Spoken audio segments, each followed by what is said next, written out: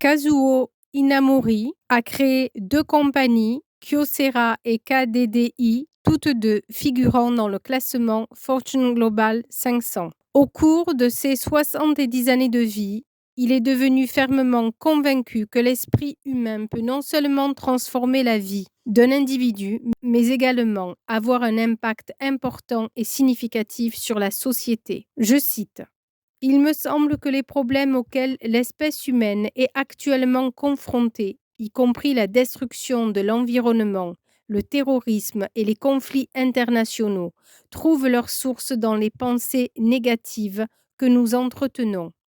Quand je dis pensée négative, je fais référence à la cupidité et à l'égoïsme démesuré, à l'origine de l'orientation préoccupante de notre civilisation actuelle. Après le début de la révolution industrielle, il y a environ 250 ans, la civilisation moderne s'est développée rapidement. Bien qu'elle ait en partie vu le jour grâce à la curiosité humaine et à la recherche de la vérité, elle a également été propulsée par l'égoïsme humain et une cupidité insatiable, le désir d'être toujours plus riche. L'humanité, motivée par l'avidité, a réussi à maîtriser des savoirs et des technologies scientifiques avancées et les a développées à des fins purement économiques. Nous sommes cependant aujourd'hui confrontés aux conséquences de nos désirs excessifs, avec pour conséquence la destruction de l'environnement, l'épuisement des ressources énergétiques, le terrorisme, ainsi que de nombreux conflits. Malgré les répercussions de nos actions, nous persistons à rechercher encore davantage de richesses et passons notre vie à essayer désespérément de satisfaire tous nos désirs. Pouvons-nous continuer ainsi? Je ne le crois pas.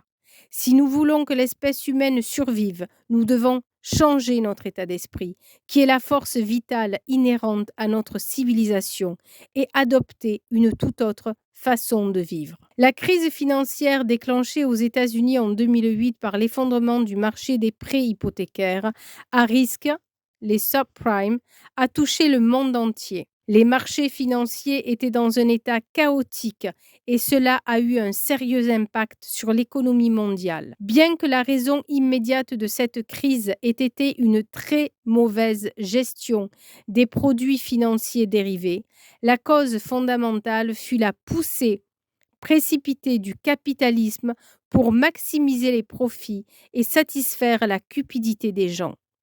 En ce sens, la crise financière actuelle peut être considérée comme un avertissement divin à l'espèce humaine. Il est temps que nous explorions comment fonder notre mode de vie, non pas par une croissance économique motivée par des désirs égoïstes, mais sur la considération, l'amour, la bienveillance et l'altruisme. J'espère ardemment que ce livre, qui s'appuie sur cette philosophie, saura toucher le cœur de nombreux lecteurs et les aidera à expérimenter une vie plus fructueuse et à contribuer à un monde meilleur. Reconsidérer le sens de la vie dans une ère de chaos. Nous vivons à une époque où l'anxiété et la confusion sont croissantes, ce qui nous empêche de percevoir la voie à suivre. Nous sommes riches, mais nous nous sentons insatisfaits. Nous sommes chanceux d'avoir des moyens matériels, mais nous manquons de civilité. Nous jouissons d'une grande liberté, mais d'une façon ou d'une autre, nous nous sentons limités. Si nous faisons preuve de volonté et d'effort, tout est à notre portée et possible, et pourtant, nous nous sentons impuissants et pessimistes. Et certains vont jusqu'à tomber dans l'immoralité ou la criminalité. Comment sommes-nous arrivés dans cette impasse? Serait-ce parce que tant de gens ne trouvent pas de sens à leur vie ou qu'ils n'accordent aucune valeur à celle-ci? Ou bien parce que nous avons perdu notre boussole intérieure pour nous guider dans l'existence? Je crois que la réponse est oui, et que la confusion actuelle qui règne dans nos sociétés provient de l'absence d'une philosophie de vie constructive. De nos jours, la première chose et la plus importante que nous puissions faire est de nous poser cette question fondamentale: quel est le but de la vie? et ce faisant, d'essayer de développer une philosophie, des valeurs éthiques et morales ou un ensemble de préceptes qui puissent nous servir de ligne directrice dans notre existence. Si réfléchir à notre but dans la vie peut sembler aussi vain que de creuser dans le désert pour y trouver de l'eau, ou aussi difficile que d'essayer de construire un barrage sur les eaux tumultueuses d'un torrent, ce simple exercice se révèle d'autant plus pertinent à la lumière de la tendance de la société à minimiser les efforts sincères. Si nous évitons de réfléchir profondément au but de notre vie, alors que le chaos continue de se répandre dans toute la société, notre confusion ne fera qu'augmenter et notre avenir deviendra encore plus incertain. Je crois que de nombreuses personnes ressentent comme moi une grande urgence face à cette situation. Dans ce livre, j'aimerais non seulement approfondir ce que signifie être humain, mais aussi explorer le but de la vie et comment la vivre au mieux. J'espère que la philosophie que je présente dans ces pages participera d'une modeste façon aux enjeux de cette époque mouvementée. Ce serait pour moi une profonde satisfaction si mes mots pouvaient vous aider à trouver la joie dans votre vie et vous permettre de connaître une existence heureuse et épanouissante. Le sens de la vie est de purifier notre âme. Il est dans notre nature humaine d'être aveuglés et égarés par nos désirs égoïstes. Laissés à nous-mêmes, nous désirons sans cesse la richesse, le statut et la gloire, et nous noyer dans les plaisirs hédonistes. Bien sûr, il nous faut gagner suffisamment d'argent pour mener une vie confortable, et nous ne pouvons condamner sans réserve le désir de réussir, car c'est ce désir même qui nous motive à persévérer dans la vie. Cependant, toutes ces choses sont limitées à ce monde temporel. Peu importe tout ce que nous accumulons, nous ne pourrons rien emporter avec nous lorsque nous mourrons. En fin de compte, c'est ici que tout se joue. La seule chose qui ne périt pas, c'est l'âme. C'est tout ce que nous emporterons avec nous dans le nouveau voyage qui commence lorsque la mort nous ôte le statut, la renommée et la richesse que nous avons acquis dans ce monde. Si vous me demandiez qu'êtes-vous venu accomplir ici, je répondrai sans hésiter que je suis venue pour devenir une meilleure personne que celle que j'étais à ma naissance, que je suis venue pour mourir avec une âme plus noble et plus pure que celle avec laquelle je suis née, aussi minime que puisse être cette amélioration. Pour moi, c'est là le seul but de la vie, vivre pleinement sur sur ce plan temporel, en savourant toutes ses joies et ses peines, en traversant les hauts et les bas, en expérimentant mon temps sur terre comme un sable fin qui affine ma nature humaine et en cultivant mon esprit afin de pouvoir quitter ce monde avec une âme plus élevée. C'est grâce à cet effort persistant pour rendre chaque jour meilleur que le jour précédent, grâce à cette simple recherche de la vérité que l'on peut trouver le but et la valeur de la vie. Certes, il semble y avoir dans la vie davantage de douleur que de plaisir. Et nous pouvons nous demander pourquoi il nous faut tant souffrir et en venir à en vouloir à Dieu ou au Bouddha. Mais c'est précisément parce que nous vivons dans un monde de souffrance que nous pouvons avoir l'opportunité de voir la douleur comme une épreuve qui permet à l'âme de grandir. La souffrance est en fait l'occasion ultime d'affiner notre nature humaine. Les personnes qui parviennent à considérer les épreuves comme des opportunités sont capables de s'approprier leur temps limité sur Terre. Ce temps nous est donné pour purifier notre esprit et cultiver notre âme, et c'est à travers le processus de la vie elle-même que nous trouverons le sens et la valeur de notre existence. Des préceptes simples comme ligne directrice immuable. Plus vos compétences sortent de l'ordinaire, plus vous aurez besoin d'une boussole pour vous guider dans la bonne direction. Cette boussole qui vous permet de vous orienter est votre philosophie. Mais si vous n'avez pas de philosophie de vie, si votre caractère est immature, si vous avez du talent mais pas de force morale, vous serez incapable de vous diriger dans la bonne direction, aussi compétent puissiez-vous être. Ceci est vrai pour tout le monde, pas seulement pour les chefs d'entreprise. J'associe au caractère une formule simple.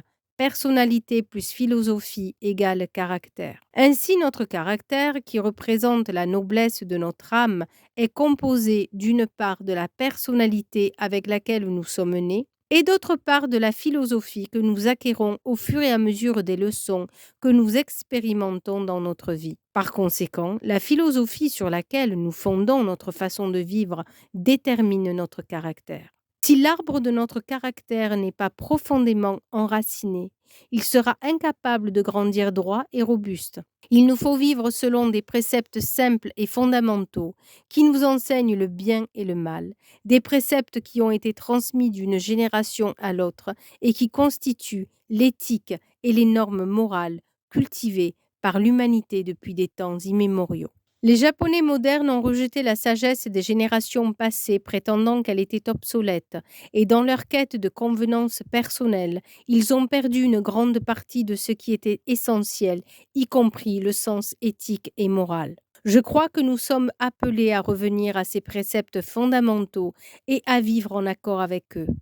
Je crois qu'il est temps de retrouver ce savoir si précieux. Intégrer la réalité de la vie par le travail assidu. Le point de vue qui domine aujourd'hui est que le travail n'est qu'un moyen de gagner sa vie, voire un mal nécessaire, et que l'idéal est de travailler le moins possible tout en gagnant le plus d'argent possible, afin de pouvoir passer le reste de son temps à poursuivre d'autres intérêts ou plaisirs. Pour certains, vivre de cette façon est la représentation même d'un mode de vie prospère. Mais en tant qu'être humain, le travail a une importance et une valeur bien plus grande que de nous assurer un moyen de subsistance. Travailler peut nous aider à dépasser nos désirs égoïstes et c'est le moyen le plus efficace d'élever notre esprit et de forger notre caractère. Mettre tout notre cœur et notre âme dans la tâche qui nous incombe est une pratique extrêmement noble et essentielle qui fait de nous des êtres meilleurs. Prenons par exemple Sontoku Ninomiya, un paysan sans instruction qui est né et a grandi dans la pauvreté. Chaque jour, il sortait avant l'aube et travaillait dur dans les champs jusqu'à la tombée de la nuit, avec pour seul outil une houe et une charrue. Grâce à son dur labeur, il a réussi à transformer plusieurs villages ruraux appauvris en communautés prospères. En reconnaissance de sa bravoure exceptionnelle, ils furent recrutés par le shogunat Tokugawa et invité au palais où il s'est mêlé aux membres de la classe supérieure. Malgré le fait qu'il n'avait pas été formé aux convenances sociales, il s'est comporté avec la dignité d'un véritable noble et il émanait de lui une certaine spiritualité. Ses longues journées passées à travailler dans les champs, couverts de terre et de sueur, avaient nourri son être intérieur, forgé son caractère, purifié son cœur et son âme, l'élevant à un plan supérieur. Beaucoup de gens s'imaginent que purifier son âme implique une forme de pratique religieuse alors qu'en fait, tout ce que nous avons à faire est d'aimer notre travail et de nous y engager en donnant le meilleur de nous-mêmes. Les gens qui font de leur mieux dans ce qu'ils accomplissent s'apercevront que leurs efforts entraînent l'évolution naturelle de leur âme et le renforcement de leur caractère. C'est là que se trouve la noblesse du travail. C'est grâce à l'ardeur au travail qu'une personne peut parfaire son caractère. Toutes les valeurs éthiques et morales sont nées de beaucoup de sueur et de travail, et ce sont nos efforts quotidiens qui transforment notre cœur. S'immerger dans la tâche à accomplir, être innovateur dans notre approche, accomplir des efforts constants, c'est cela qui nous permet d'apprécier le moment présent, cette journée particulière qui nous sont données à vivre. Le travail ne génère pas seulement une valeur économique, il augmente également notre valeur humaine. Il n'est donc pas nécessaire de se retirer du monde temporel, car notre lieu de travail est l'endroit parfait pour cultiver notre esprit et l'activité professionnelle que nous exerçons est en soi une vraie pratique spirituelle. En donnant le meilleur de nous-mêmes à notre travail quotidien, non seulement nous développons un caractère noble, mais nous pouvons aussi découvrir le véritable bonheur. Pour suivre la voie royale, il faut faire preuve d'une autodiscipline constante. Grâce au progrès scientifique, nous pouvons accomplir des miracles et exercer librement de nouveaux pouvoirs. Nous avons considéré les connaissances et les technologies avancées, un domaine autrefois considéré comme relevant de Dieu, comme nous appartenant en propre et nous avons commencé à les utiliser comme bon nous semblait. Cependant, les conséquences ont été désastreuses. L'environnement de la planète et donc notre existence même sont menacés par la destruction de la couche d'ozone, par les produits agrochimiques dans le sol et dans l'eau, par l'augmentation des émissions de carbone et le réchauffement planétaire qui en résulte, par les effets des perturbateurs endocriniens tels que les dioxines. Ce sont là des exemples de la mauvaise utilisation des connaissances destinées à l'origine à notre bonheur. Nous en sommes venus à nous détruire avec des armes que nous avons nous-mêmes créées. Comme ma formule le démontre, peu importe combien notre technologie ou nos connaissances, nos capacités sont avancées, et peu importe à quel point nous sommes assidus dans nos efforts, si nous ne développons pas la bonne attitude, la philosophie, la foi ou l'idéologie qui nous guideront tout au long de notre vie, nous infligerons finalement d'énormes souffrances sur cette planète. Ainsi, la question de savoir comment nous devrions vivre notre vie en tant qu'être humain est bien plus qu'une question personnelle. Chacun d'entre nous doit réexaminer son mode de vie si nous voulons sauver le monde et faire avancer l'humanité dans la bonne direction. Pour ce faire, une approche très disciplinée de la vie consistant en un travail assidu et la maîtrise de soi est essentielle. Les qualités morales et éthiques primordiales, comme l'assiduité, la sincérité, le sérieux, l'honnêteté, doivent devenir le fondement solide de notre philosophie et de notre mode de vie. À notre époque, nous sommes appelés à aspirer à un mode de vie qui soit humainement juste et à le suivre. Dans le langage des anciens, on appelait cela la voie royale, celle qui mène au succès, à la prospérité, à la paix et au bonheur pour toute l'espèce humaine. J'espère que ce livre servira de guide vers cette façon de vivre.